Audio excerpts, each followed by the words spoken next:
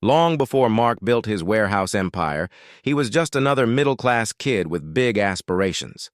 Raised by parents who ran a modest grocery store, he learned early on the importance of hard work. Every morning before school, he helped unload deliveries, stacked shelves, and counted inventory. His father always reminded him that business was about more than numbers. It was about people.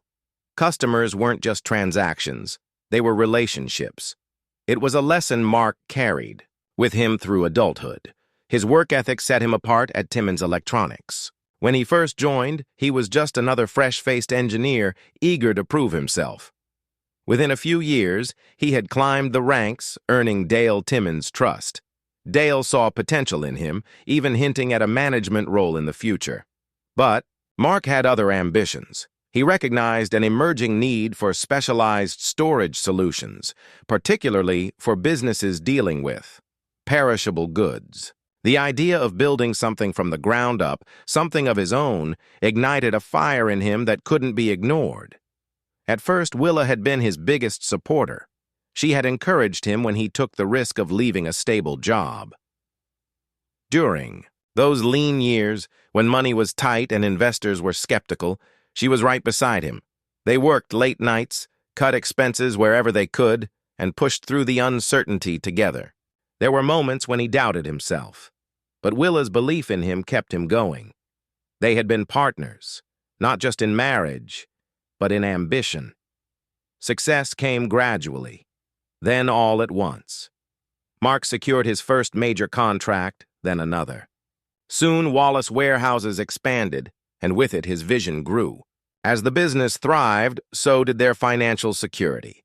But somewhere along the way, something changed. Willa, once his confidant and greatest ally, became distant. The long conversations that once filled their evenings grew shorter. The warmth between them cooled. Mark attributed it to stress. Perhaps they had both been too consumed by their work. What he didn't realize was that while he had been building a business, Willa had been slipping away. Mark Wallace sat at his warehouse desk, wrestling with a bitter truth. His wife, Willa, was cheating on him. The evidence was indisputable. He had always trusted her, but now betrayal weighed heavily on his heart. Willa worked as Dale Timmons's personal assistant at Timmons Electronics, a company specializing in electronic controllers. Mark had once worked there, too, before launching his own business. That's where he met Willa, sharp, driven, and full of energy. He was captivated by her wit and beauty, pursued her diligently, and after years of dating, they married, believing they were building a shared future. Starting his warehouse business was a risky leap. Recognizing the rising need for dry and refrigerated storage, he went all in. Willa, cautious but supportive, helped cut costs during those early, grueling years. Together, they endured long nights and financial strain, but eventually succeeded. At 35, Mark had become a prosperous businessman, owning 4 sprawling warehouses and acquiring 100 acres for expansion. A major retailer was considering a long-term lease, potentially his biggest deal yet. His refrigerated facility capable of storing 30 semi-trucks had transformed logistics by allowing direct flash freezing of fresh meat, saving both time and effort. Mark and Willa had once been a team, overcoming challenges side by side. But things had changed. Willa, a key figure at Timmons Electronics, was confident, athletic, and magnetic. Her presence was striking, though not conventionally beautiful. At work, she was indispensable. Dale Timmons relied on her completely. Early in their marriage, they agreed to delay having children until they were financially stable. Now, with their finances secure, Mark was ready. Willa wasn't. She avoided the subject entirely, brushing off his attempts to discuss it. They had once excitedly picked baby names together, but those conversations were long gone. Their closeness had faded. Willa never initiated affection, and when they were together, it felt mechanical. Dinner conversations were sparse, often replaced by the hum of the TV. Nights in bed were cold and distant. Years ago, Willa had set up her own bank account, which seemed logical at the time. Now it felt like a quiet wall between them. Mark decided to hire a private investigator, discreetly using company funds as Willa rarely checked their business finances. Dale, married with 3 kids, was a likely suspect. He and Willa worked closely, traveled together, and had ample opportunity. Although Willa was careful, always answering calls and avoiding suspicious behavior, Mark's instincts told him something was wrong. He contacted Security One, a private investigation firm, and met with its owner, Chris Couples. Explaining his suspicions, Mark made arrangements for surveillance. Chris advised against using business funds for the investigation, and Mark agreed to handle it personally. Weeks turned into months as the investigator gathered evidence, even going undercover at Timmons Electronics. Finally, the truth emerged. A thick folder of transcripts, texts, and videos confirmed Willa's affair with Dale. The most painful revelation: Willa's cruel remarks about Mark mocking his dreams, habits, and performance. Dale, in turn, belittled his wife, justifying his actions. Mark's emotions spiraled anger, betrayal, and the crushing weight of deciding what to do next. Confront Willa. Move out divorce. And what about Dale's wife, Gretchen? She deserved to know. But exposing Dale could push him to pressure Willa into leaving Mark. That night, Willa acted uncharacteristically kind, making soup and checking on him. Mark couldn't help but question her motives. Lying in bed, his thoughts crystallized. If his marriage was over, he needed to strategize. He had built his business with bold, calculated moves. This situation would require the same precision. He wouldn't just confront Willa and Dale. He'd make sure the truth came to light in a way no one could ignore. The next morning, Mark woke, feeling lighter, his mind clear. For the first time in weeks, he smiled at Willa as she slept beside him. As he got ready, he said cheerfully, "Thanks for last night. I feel great. Ready to move forward." She barely stirred, surprised by his sudden change over coffee. He casually announced, "I'm going ahead with the new warehouse." Willa frowned. "I thought you were waiting on the retailer's decision. They're hesitant, but every warehouse I've built was a risk. It always paid off." She hesitated, then nodded. "You've been right before." Just like that, Wallace Warehouses was expanding again. But Mark was setting a much bigger plan in motion. He met with Kelly Parsons to push the project forward, then visited his attorney. His will and corporate structure needed changes, something his lawyer had been urging him to do anyway, ensuring no suspicion.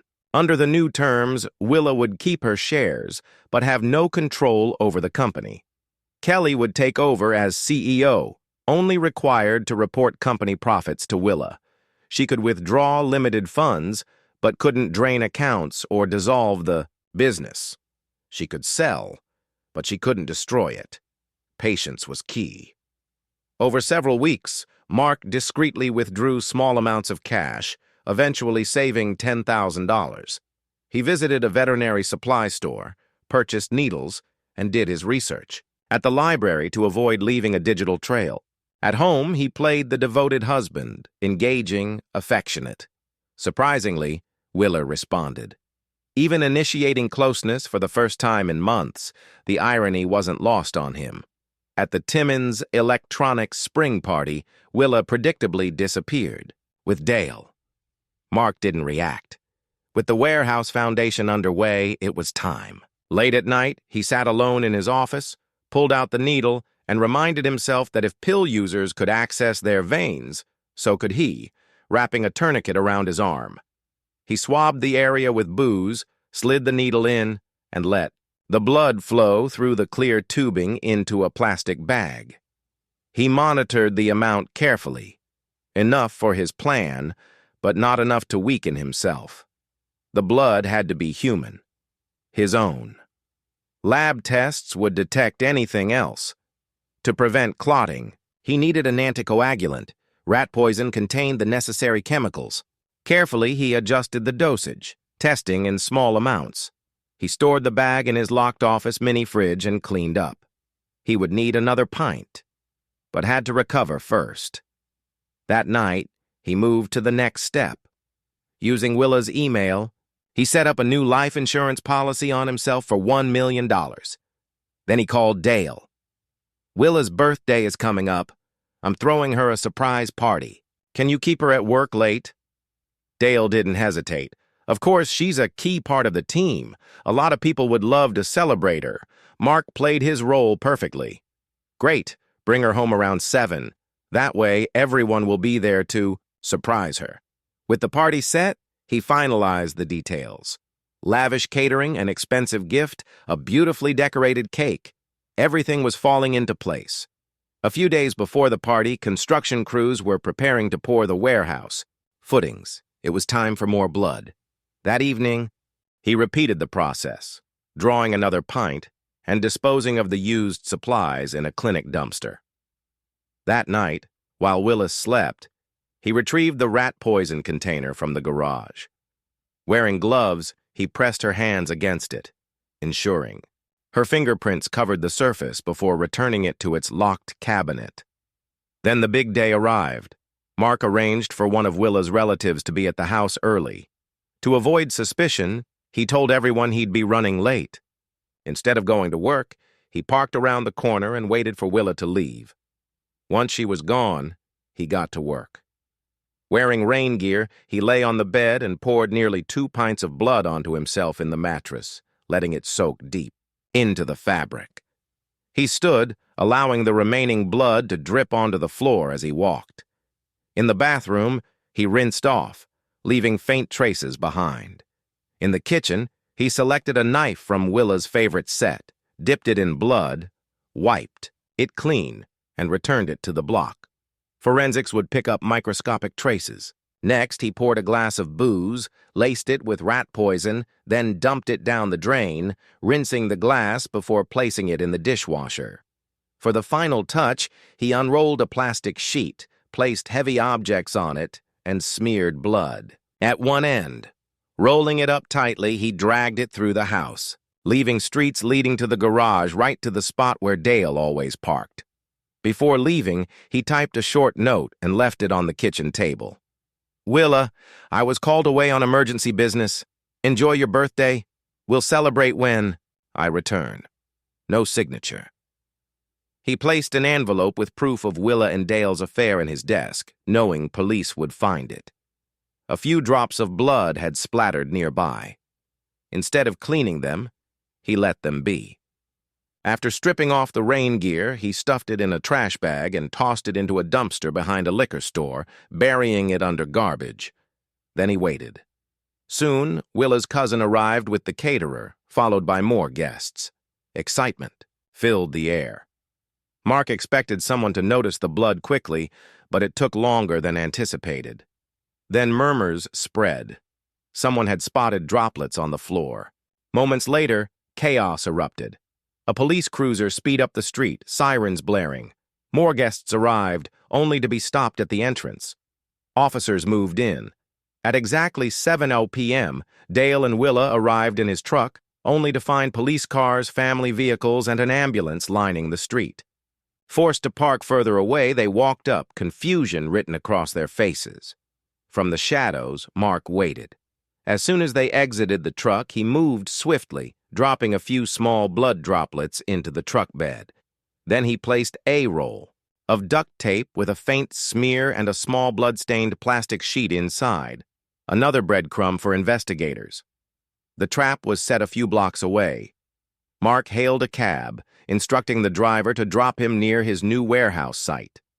From there, he walked nearly 2 miles to avoid creating an obvious trail. At the construction site, he let a few drops of blood seep into the drying cement, planting another piece of evidence. Then he checked into a roadside motel, paying cash. He would stay low for about a week, long enough for the investigation and rumors to entangle Willa and Dale.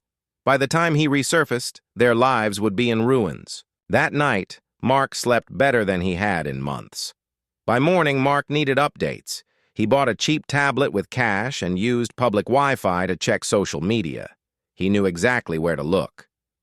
Willa's cousin, a notorious gossip, had been at the party early and was live posting every detail. Her latest update was everything Mark had hoped for. We were setting up in the kitchen when a caterer slipped on blood.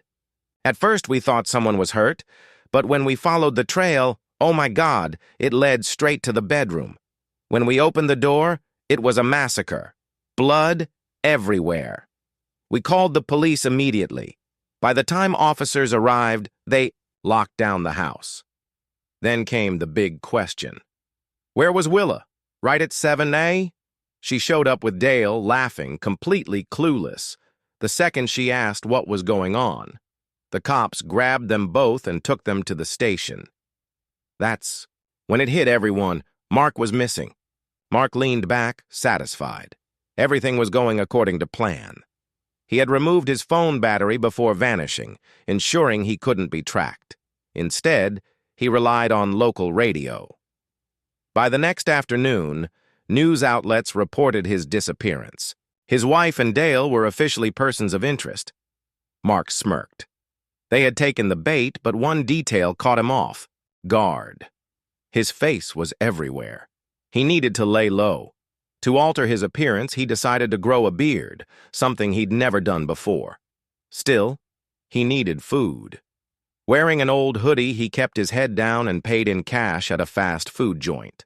That evening, he took a bus to a quiet lakeside town, renting a cabin and buying second-hand clothes. He blended in, spending his days fishing and chatting with locals. At night, he checked the news. The media had latched on to the story, dissecting every detail. Talk shows speculated about Willa and Dale's affair.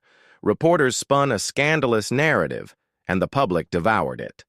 Checking social media again, Mark saw another post from Willa's cousin. Willa's parents are getting deadly warnings. People blame them for how she turned out. It's awful.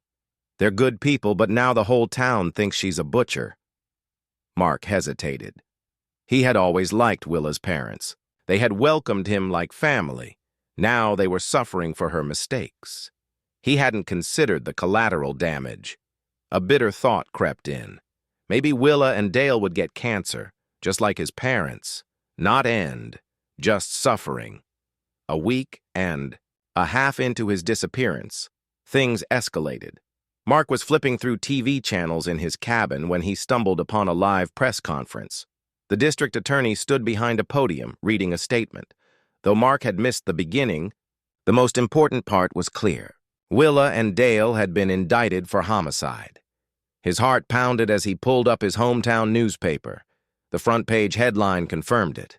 Mark smiled. Everything had fallen into place. The DA was up for re-election, and this case was a political move. Normally, indictments wouldn't come this fast, but securing one before the election was a power play. The DA's statement laid out the case. The bedroom was covered in blood, leading to the garage where the trail stopped. Forensics confirmed the blood belonged to Mark Wallace. Traces of warfarin, the active ingredient in rat poison, were found in the blood. A rat poison container covered in Willa's fingerprints was recovered from the home. A glass in the dishwasher contained traces of poison with Mark's fingerprints. A kitchen knife bore his blood. A letter from Mark claimed he had left on business, but his car remained in the garage and no belongings were missing. His business partner confirmed he had no scheduled trips. Willa had recently taken out $1,000 life insurance policy on Mark. Blood matching Mark's DNA was found in Dale's truck, along with blood-stained duct tape and plastic sheeting. Both suspects had passports and frequently traveled, making them flight risks. Mark leaned back, satisfied. Even a local columnist had published an editorial condemning cheaters and their betrayals. The plan had worked flawlessly. But then reality set in. What would happen when he reappeared? Could he be charged with fraud, obstruction, or worse? He had to act before the DA realized they had been played. Mark took a bus to the nearest city and bought a prepaid phone. When the clerk asked, For ID, he spun a convincing story. He had lost his wallet and needed to call his family. With a new phone in hand, he dialed the police tip line. A long pause stretched over the line before a voice finally answered. "This is Detective Mike Rollins. This call is being recorded and traced per department policy. How can I help you?" The response came quickly. "Detective, this is Mark Wallace. I understand you're looking for me. I want to assure you and the DA that I'm alive and unharmed. The scene at my home was staged to expose my wife's affair. I expected police involvement, but I never thought charges would be filed before I returned." Rollins frowned, skepticism evident in his tone. Too many imposters had already claimed to be Mark Wallace. He proceeded with a series of verification questions. Mark answered each one without hesitation. Finally convinced, Rollins spoke again. "Mr. Wallace, we need you to come in immediately. Are you in danger?" "No," Mark replied. "I left town to avoid suspicion.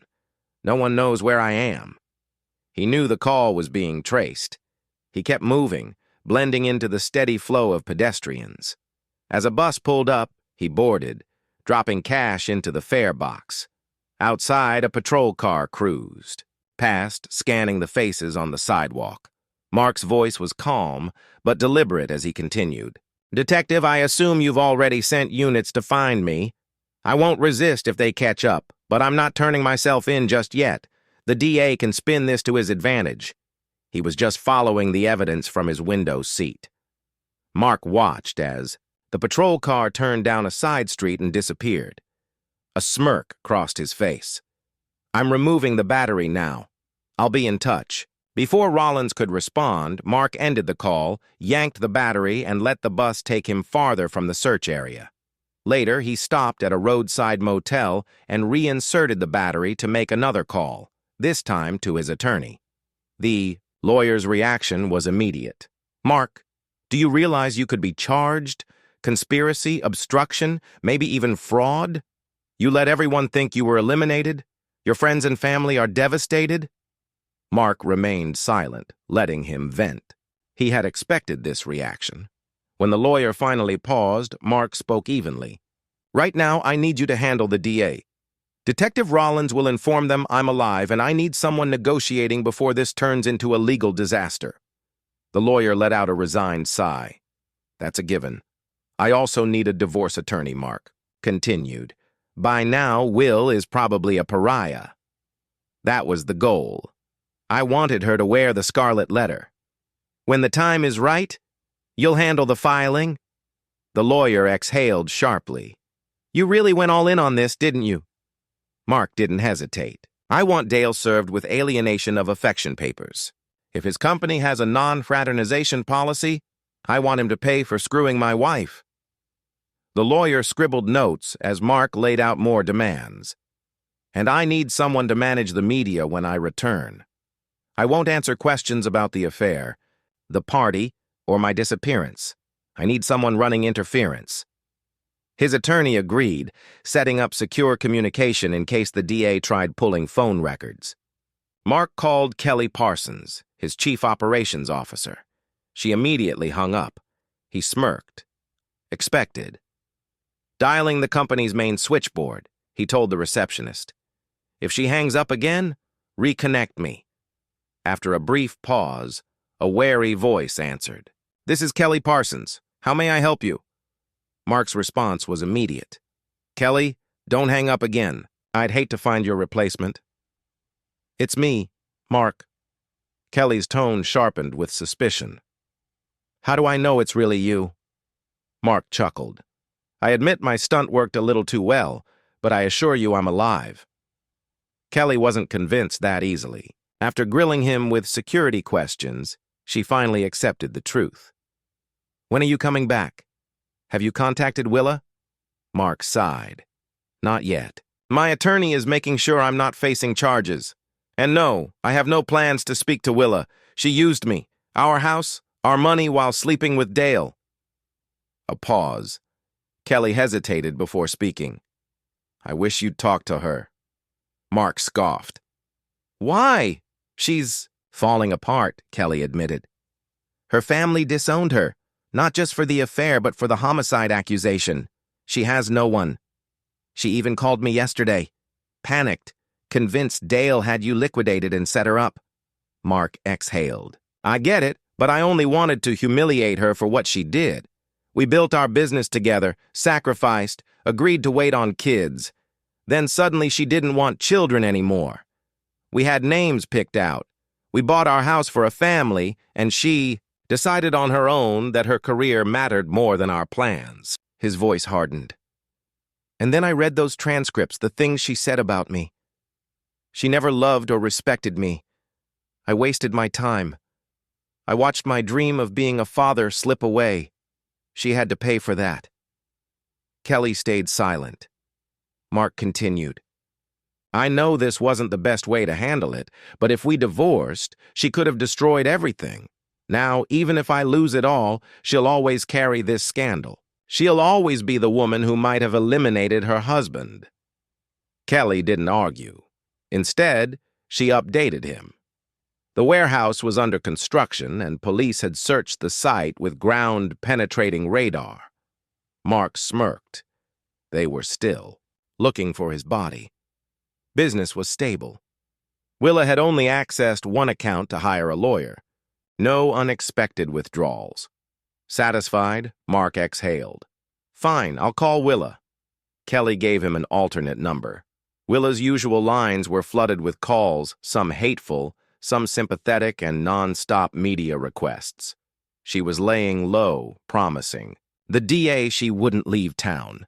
Dale was also in hiding, but due to deadly warnings, his business was collapsing. Gretchen had wasted no time filing for divorce. She wasn't standing by a cheating husband accused of homicide. She even got a restraining order. That news made Mark smile.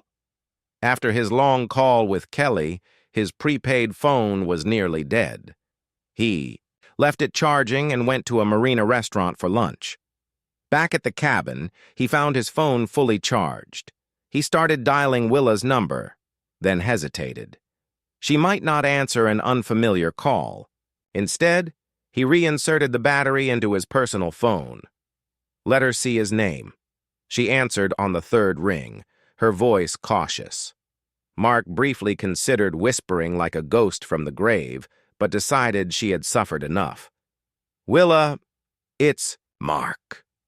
Silence. A long, heavy silence. Are you there? It's me. I'm alive. Then suddenly she broke down, gut-wrenching sobs, not just crying, but completely unraveling. Mark waited, letting her release it all. When she finally spoke, her voice was raw and hoarse. Mark, is it really you? You sound like him, but so did the others. How do I know? Mark sighed. Remember the first time we got caught in the rain? We were in the middle of something when it started pouring. You made me swear never to tell anyone. A sharp inhale, then in a whisper. Oh, Mark, it is you said. Others sounded like me. What happened? I kept getting calls, Will admitted. Some from your number. Even the house phone. Hackers, I guess. Every time a ghostly voice accused me of homicide, I was losing my mind. I almost didn't answer this time, but Kelly told me you were alive. She paused, steadying herself. I started, believing you were really dead, that your body was hidden. I even accused Dale. I knew only one thing. I was innocent. Before Mark could respond, she continued. I don't know whether to be relieved or furious. You did this to me, to us. I want to hug you and slap you at the same time. If I yell, it's because I was terrified. Her voice cracked. I need to know why. Why? Mark, did I really treat you that badly? Mark kept it brief. You cheated with your boss. You refused to have kids. Our marriage was exless. You used our house like a hotel. Your career and your affair were all that mattered. A beat of silence. I bet you even went back to our house that night and let him have you again. She started to protest. Mark hung up without hesitation. He powered down the phone, pulled the battery, and stuffed it into his duffel bag. Drained, he collapsed onto the bed and fell asleep. When he woke, night had fallen. He walked back to the marina, had a light meal, and considered his next move. He was getting bored. Fishing had been a good escape, but he couldn't stay here forever. It was time for something new. Back at the cabin, he flipped through news channels. No mention of his case. The DA must have been scrambling, trying to spin the fact that Mark had outplayed them all. He smirked as an old rerun of The Fugitive played a man falsely accused on the run, avoiding capture. Should he do the same? He still had most of his $10,000 in cash. Unlike fugitives of the past, he had online banking, credit cards, and access to his money. He could stay in touch with his attorney. Kelly could update him on the business. He could even fly in for meetings and leave before anyone realized he had been there. By morning, he had made his decision. That afternoon, Mark packed up and left at the pier. A young boy watched the fisherman with longing eyes. "You like fishing?" The kid nodded. "Yeah, but I don't have any gear." Mark handed him his rod, reel, and tackle box. "It's yours." The boy's eyes widened. "For real?" "Yeah, kid. Enjoy it." Before the boy could stammer out another thank you, Mark walked away. At the bus station, he bought a ticket to the nearest city, with an international airport. From there, he could go anywhere.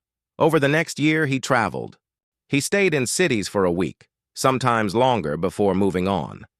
Eventually, he tired of hotels and bought a Class A RV, turning it into a mobile home. He'd drive to a new city, park at an RV site, rent a car, and explore. He visited museums, historical sites, and national parks. He attended sports games, professional college, even high school. Some nights he went to bars, blending into different cities. He never drank too much. He was careful. Occasionally he met a woman, but he had rules. No married women. I won't do to another man what Dale did to me. The encounters were brief, never more than a few nights before he moved on. Back home, Willa fought the divorce. She demanded counseling. The judge ruled against her. Then she demanded a share of the business. Mark's lawyer shut that down. She could receive profits, but she couldn't dismantle what he built. She got the house, the cars, everything inside. It was a hefty settlement. Meanwhile, Dale disappeared. The SEC was after him for financial crimes. With Dale gone, Willa rebuilt. Timmons Electronics, saving it from bankruptcy. Then came the inevitable request. Willa wanted a meeting. Mark agreed. He arrived the same way he had left by bus to stay discreet. Mark parked his RV 100 miles away, took a taxi to the depot, then rode into the city. Another taxi dropped him at the upscale hotel where the meeting was arranged. Before entering, he scanned the area. He doubted the police still cared, but he wasn't taking chances. The new DA was drowning in major crime cases, including a high-profile nightclub shooting. Mark's stunt was old news. Inside, he met his attorney, then stepped into the private meeting room. Willa was already there with her lawyer. She looked good but worn. Stress had aged her. She studied him, noting his leaner frame, neatly trimmed goatee, and casual yet polished attire. The suits and silk ties were gone. Mark leaned forward. "You called this meeting. Start talking." Willa glanced at her attorney, inhaled deeply, then spoke. "Mark, first and foremost, I want to apologize." He sat motionless, watching her. "Dale and I didn't happen because of anything you did wrong," she admitted. "We worked late, had dinner, and things escalated. It wasn't planned. It just happened." Mark remained silent, jotting in a notepad as she continued. "It wasn't about him being better than you. It was just different. I still love you," she insisted. "I want to stay married. I asked for counseling because I believe we can rebuild this. I know now how much I hurt you. Please come home. Your things are still there. We can start fresh." Mark turned the notepad toward her. It was a checklist of common excuses from cheaters. Nearly every box was ticked. You hit most of the classics. The only ones missing are, it's not you, it's me, and you never lacked love. Her confidence faltered. She wasn't used to losing. Since taking over Dale's role at Timmons Electronics, she had sealed major deals, including one with Kelly Parsons for additional warehouse space. Yet now she was floundering. Finally, she admitted, I thought we were getting too old for kids, and my job is demanding, sometimes 60, 80 hours a week. I've been fighting to keep the company afloat. I don't have time for. She stopped, realizing her mistake too late. Mark's expression didn't change, but his voice was flat. And there it is, I made adjustments to balance work and life. You think Timmons Electronics can't survive without you working nonstop? He shook his head. I don't know why you want me back. I'd see even less of you than when you were with Dale, and I bet our bed life would be even worse. He stood. Maybe. You should find another office fling. That seems to be what you need. Without waiting for a response, he walked out and headed straight for the bus depot. Willa didn't stop him. That surprised him, given her dramatic pleas. But he didn't dwell on it. He wasn't just walking away from his past, he was stepping into his future. At the depot, he called his attorney. Proceed with the divorce. For the first time in years, Mark felt at peace. As he approached the ticket counter, ready to leave it all behind, a patrol car pulled up beside him. A uniformed officer stepped out. Excuse me, sir. Are you Mark Wallace? Mark turned to face him. Yes. Is there a problem? The officer's expression remained neutral, but his tone was firm. You're under arrest for false reporting and conspiring to bring false charges against Willa Wallace and Dale Timmons. Hands on your head. Surprised but composed, Mark complied without resistance. Booked. At the station, he was placed in a holding cell awaiting transport to county jail. There, he was fingerprinted, photographed, and told he'd likely make bail soon. When his lawyer arrived, he assured Mark that negotiations were underway. The DAS office wanted this resolved quickly. Mark agreed to a plea deal without hesitation. At the bail hearing, the court debated whether he was a flight risk. I'm essentially homeless, Your Honor, Mark said. My RV is my residence. I'll park it locally to comply with bond terms. Willa's attorney stepped forward, addressing the judge. Your Honor, my client is willing to cover Mr. Wallace's bail on the condition that he be placed under house arrest at their shared residence. At the defense table, Mark stiffened. His jaw tightened as he turned to his lawyer, shaking his head. This wasn't an act of goodwill, it was a trap. His attorney rose to respond. Your Honor, my client refuses to be confined with his estranged wife. Given the circumstances, he believes this is an attempt at retribution for her public humiliation. He is, however, willing to surrender his passport and comply with electronic monitoring, but not at his former home. The judge studied them both, then asked pointedly, So your client would rather stay in jail? Mark's attorney didn't hesitate. Yes, Your Honor, he requests a speedy trial. The judge sighed. Recess counsel. Join me in chambers. 15 minutes later, they returned. Willa's attorney looked irritated. Mark's lawyer pulled him aside, speaking in a low voice. The judge is sympathetic, even laughed about how you exposed Willa and Dale. The DA doesn't want a trial. It would be a media circus. They want this wrapped up quietly. Mark's expression remained neutral. What's the offer? Plead guilty. Pay a fine. Serve 1 year of probation. It was fair. A trial could mean actual jail time. Fine, Mark said. Back in the courtroom, the judge addressed him. Mr. Wallace, how do you plead to the charge of making a false police report? Guilty, Your Honor. The judge nodded. You're fined $1,000 and sentenced to 1 year of probation. Just like that, he was free. After leaving jail, he pulled out his phone and called Kelly. Kelly, I'll be here for a year on probation. Can you arrange for my RV to be brought into town? Any corporate housing available? Actually, yes, she said. I bought a small apartment complex last year. We keep 2 units for clients. They're fully furnished. Pick one and I'll handle the rest.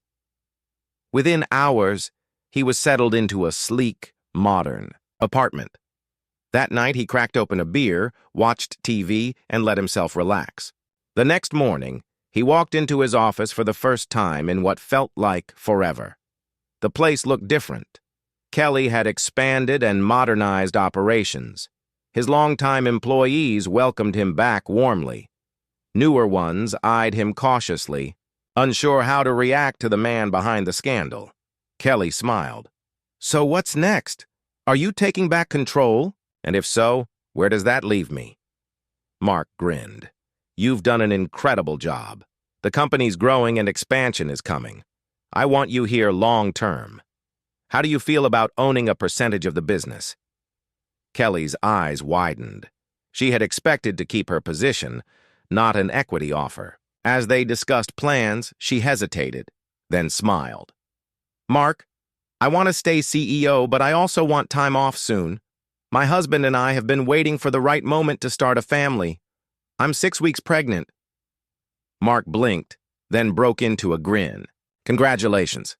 Of course I'll cover while you're on leave," Kelly beamed. "By the way, would you like to be the baby's godfather?" Mark was speechless. Then he laughed, pulling her into a hug. "Absolutely." In the following weeks, Mark reacquainted himself with company operations and Kelly's expansion plans, approving every proposal. Since Willa was still a co-owner, she had to be informed of major business decisions, but surprisingly, she raised no objections. Instead, she focused on trying to mend their marriage. She cycled through different tactics, pleading, manipulation, even legal action. When all else failed, she petitioned the court for mandatory counseling. Mark couldn't refuse without risking contempt charges, which could jeopardize his probation. Expecting bias, he was surprised when Dr. Marcia McClellan remained neutral. During their private session, she focused on Mark's background, childhood, education, and marriage, steering clear of the staged crime scene's media frenzy. Eventually, she asked why he hadn't let Willa and Dale be prosecuted. Mark was blunt. He despised Willa's betrayal, but couldn't let her be convicted of a crime she hadn't committed. "I regret how my setup affected her relationships. That was never my goal. I just wanted her to feel the same betrayal she inflicted on me." Afterward, emotionally drained, he went home, poured a bourbon, and unwound. Between sessions, Mark focused on work. Since probation kept him from traveling, he delegated property scouting to his team, a valuable learning experience for everyone. The first couple's session was tense. Willa tried sitting beside Mark, but he positioned himself strategically, ensuring he could read both her and Dr. McClellan's expressions. The counselor started by revisiting their past, how they met, early dates, and when they first fell in love. She explored their wedding, probing for hidden resentments, but there were none. Their wedding had been a happy memory for homework. They were tasked with listing moments when their marriage began to decline. As they left, Willa begged Mark to come home.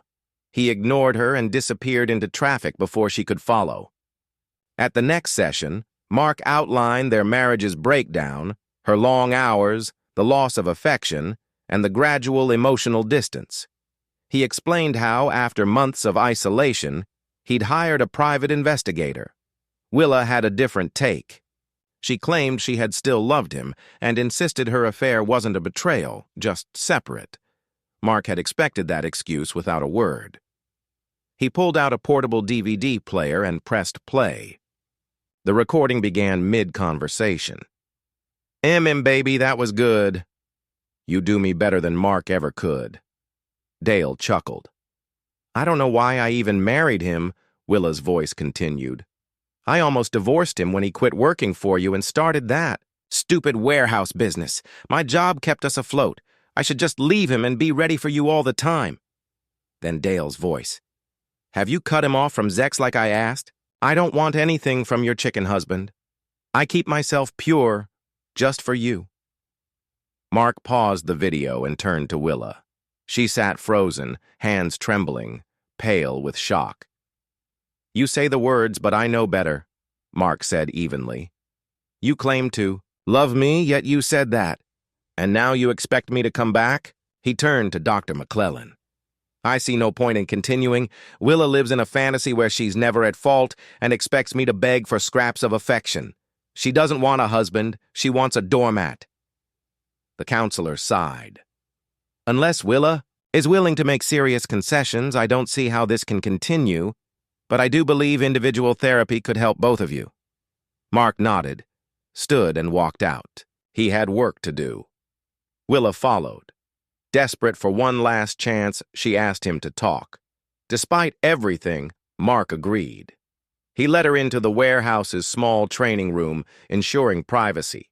Sitting across from her, arms folded, he said, "This is it. Say what you need to say, then leave."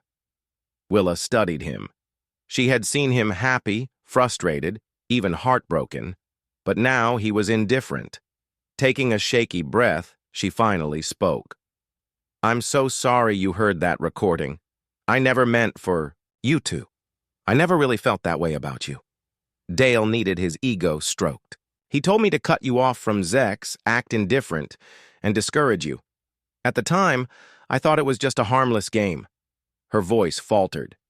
"We even laughed about it, about how frustrated you must have been. We thought it was funny."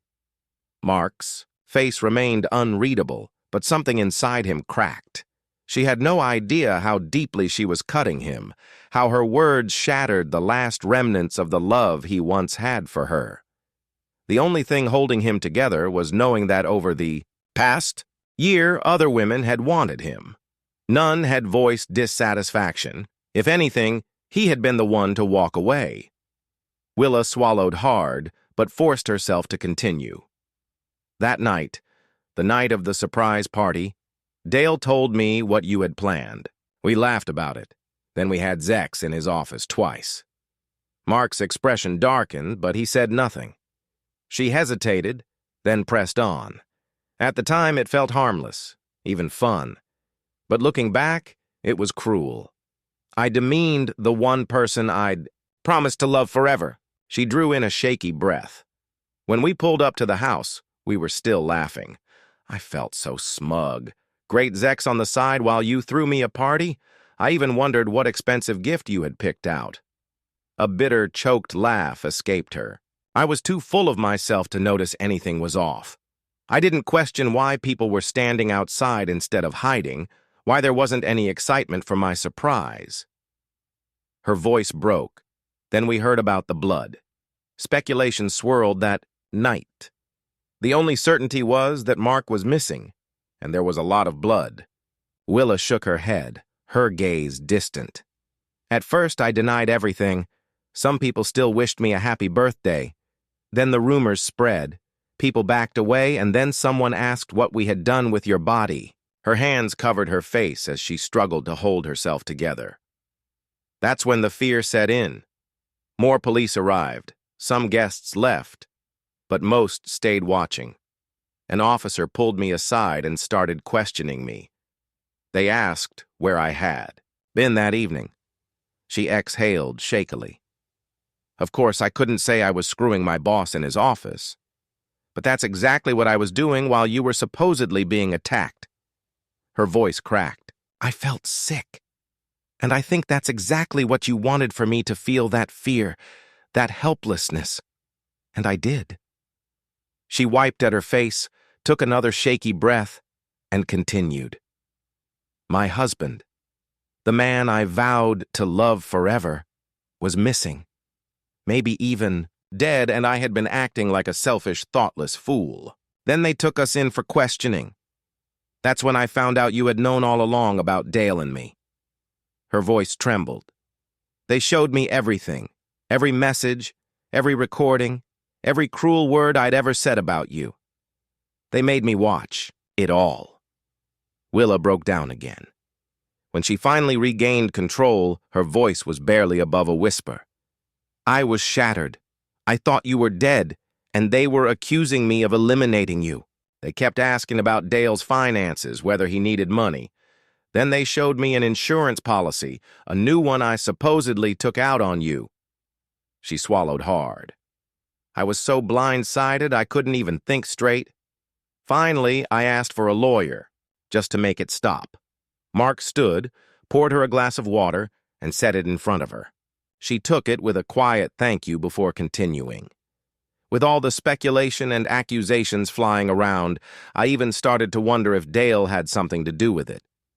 "The police found plastic and duct tape with your blood in his truck. They kept pressing me about his business, about our affair, and I started asking myself, did Dale actually hire someone to get rid of you? That insurance policy could have helped him a lot." She let out a slow, unsteady breath, her eyes filled with despair. For the next week, I lived in hell. My husband, the man I still loved, was presumed dead. My own family believed the rumors. My parents refused to speak to me. My siblings cut me off. Her voice cracked. I couldn't stay in the house, but I had nowhere else to go. And when I did step inside, all I saw was the blood. Your blood. The lab confirmed it. She looked up at him, her expression raw with disbelief and fear. "Mark, where did you even get that much blood?" Willa swallowed hard. Then the police came, again. This time they had questions about rat poison. I didn't even know we had any, but my fingerprints were the only ones on the package. She shook her head, disbelief written across her face. I started losing my mind. I knew I hadn't hurt you, but I couldn't be sure Dale hadn't. He was unraveling too, losing weight, barely eating, barely sleeping, but we weren't even speaking anymore. I only talked to him at work when absolutely necessary. Her voice grew unsteady. Gretchen threw him out, filed for divorce. His business was crumbling. Clients started pulling orders, first locally, then across the country. Her breathing turned ragged. And then the district attorney went on the news. He said he was taking the case to the grand jury. No one had even declared you legally dead, and I was already facing a homicide charge. A broken sob escaped her. She covered her face, trying to hold herself together. After a long, heavy silence, she finally looked up at Mark, her face wet with tears. "Did you hate me that much? Did you really want to destroy me?" She looked so lost, so completely broken. For the first time, Mark felt something close to regret. Willa lowered her gaze to her hands, her voice barely above a whisper. "You won. Everyone abandoned me.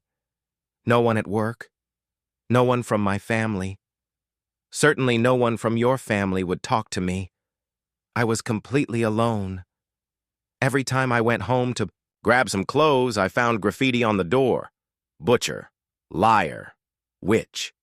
She inhaled sharply, gripping the edge of the table. Then the call started. I changed my number over and over, but they always found me. I think someone at the phone store was leaking my info. The worst ones. The worst ones came from your number, a whisper on the other end. "How could you eliminate me, Willa? How could you do that to me?" She shuddered. I was unraveling. I called Kelly a few times, hoping she'd talk to me, but I knew she hated me too. She was your friend, not mine. She took a slow, steadying breath. "Then you came out of hiding and called me. I was so relieved. I just wanted to see you, to hold you, to scream at you, to apologize, to do anything to make things right." Her expression darkened. "But no, you just let me know you were alive and then disappeared again." She let out a bitter laugh. "Kelly wouldn't tell me where you were." Rumors started again. Some people actually thought you had died, and that I was lying to shift suspicion. I knew you were sneaking into town to handle business, but you never once reached out, never once tried to see me. She exhaled, her shoulders sagging. "At least you left me enough money to keep the house." Then Dale vanished. Timmons Electronics nearly collapsed. I had to take over and fight to keep it alive. She lifted, her gaze to meet his. "And now, after all of that, you come back and demand I have kids. Mark, I'm barely holding everything together. How can I raise a child when I'm working 16 to 18-hour days? What kind of life would that be for a baby? She leaned forward, pleading. 100 employees depend on me. Their families depend on me. They need me. Mark studied her in silence. She was passionate, driven, but beneath it all she looked exhausted and desperate. I just want my husband back, she whispered. I want my marriage back. Is that too much to ask? Can't you forgive me and let us love each other again? She reached across the table, hoping he'd take her hands, but Mark didn't move. He didn't pull away, but he didn't meet her halfway either. Is it my turn now? His voice was calm, even. Willis swallowed hard and nodded. His face was unreadable. When he spoke, his tone was measured, controlled. You say you want our marriage back, but which version?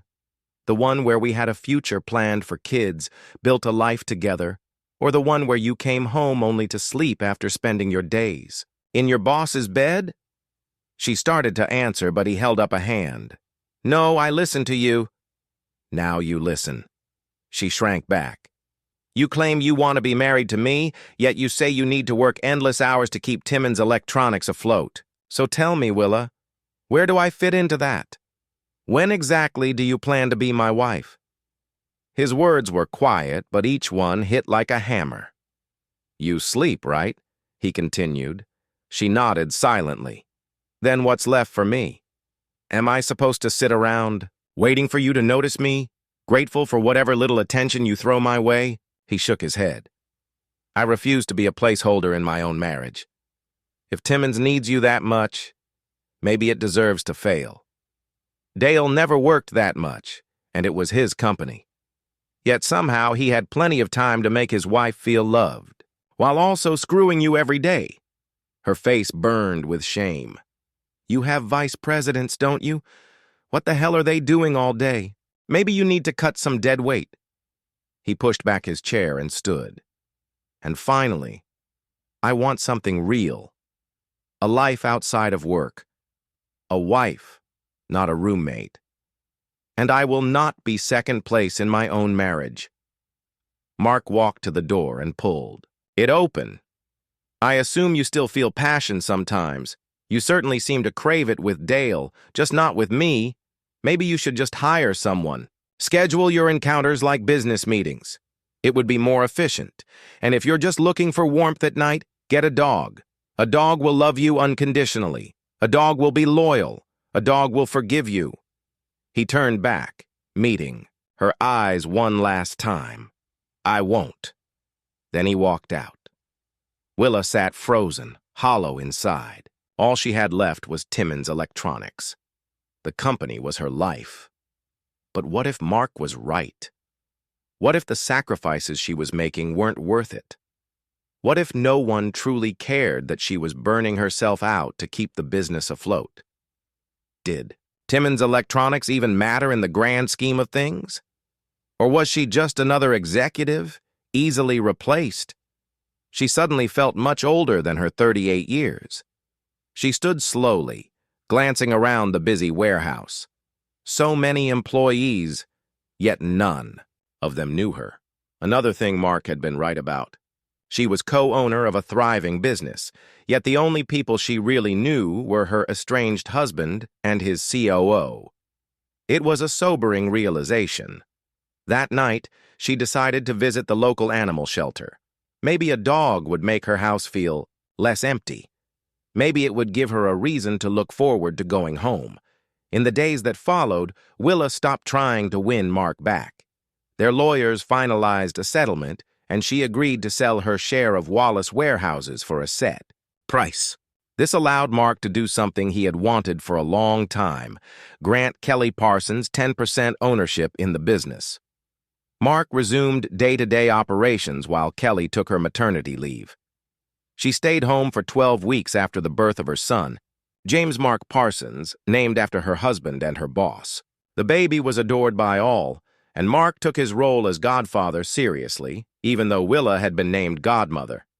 She embraced the role fully, doting on James and later volunteering to be the godmother or honorary aunt to any future children.